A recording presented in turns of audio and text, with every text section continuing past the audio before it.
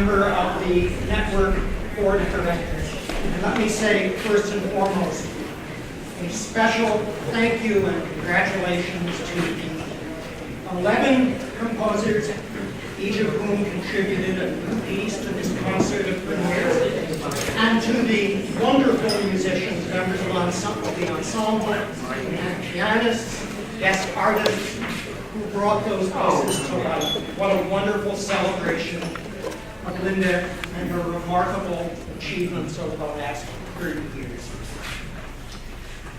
As I heard those pieces, I'm reminded of how wide and inclusive Linda's embrace of composers and their music has been.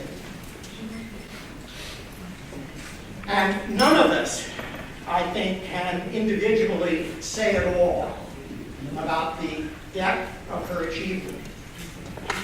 But it seems especially fitting today that we should hear from someone who, at a very early stage of her career here in Philadelphia, received a network commission and has gone on to build a career involving many commissions and performances from distinguished ensembles and artists worldwide, and has received wide honors, including a Grammy and a Pulitzer Prize.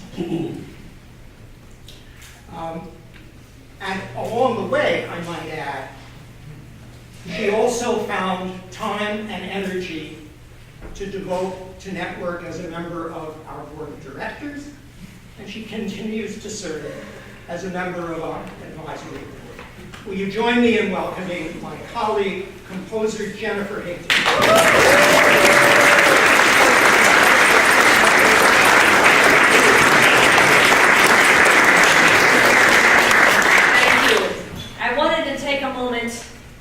To honor Linda, as we all are, and to say, back in March this year, I was at DePaul University in Greencastle, Indiana, and there was a young composer there who just started teaching by the name of Eliza Brown. And Eliza was telling me that the first moment she felt like she was a real composer was when she was asked by you to go to a lunch. The three of us went to a lunch to talk about programming women composers.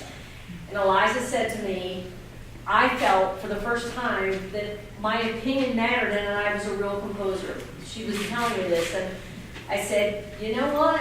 I have to admit my first moment, which was also pivotal, was the first time that I met you. It was in this building. Literally 3 decades ago, around this time of year, it was a Penn Composers Guild concert. I remember Linda because she was sitting across from me in the aisle, and she looked so focused on the music coming off of that stage. And right after that, you asked me to write my first professional commission piece for a percussion quartet and tape.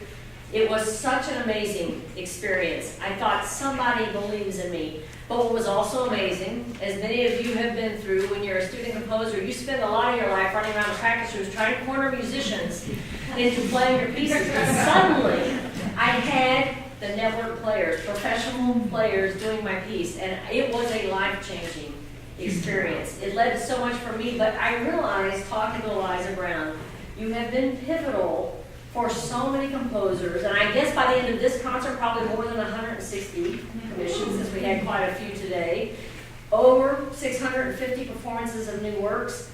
You have been midwife to so many pieces of art.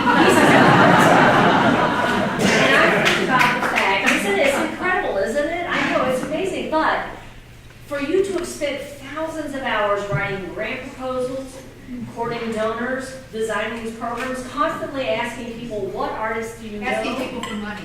Asking people for money. It's not hard on every bit of it. But you also had vision. You figured out how to do programming. You figured out what would go well, what would make an excellent theme. You also got the right musicians to do these things. You found the venues. You found the run-out concerts, the educational, the outreach.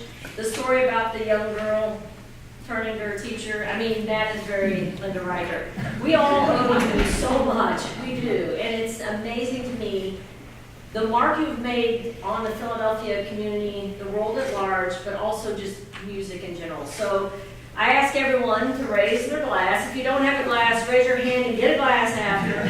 Let us toast Linda Reichert with deep gratitude, Linda, for everything you have done, really, to make a mark on the world, to advance art, but also your humanity, your humor, your heart, and also we wish you the best of luck in all of your new adventures, whether you're learning Italian, volunteering for some environmental thing, rebuilding St. John, playing a little Beethoven or Bach. We all wish you well. So here's the Linda Reichert.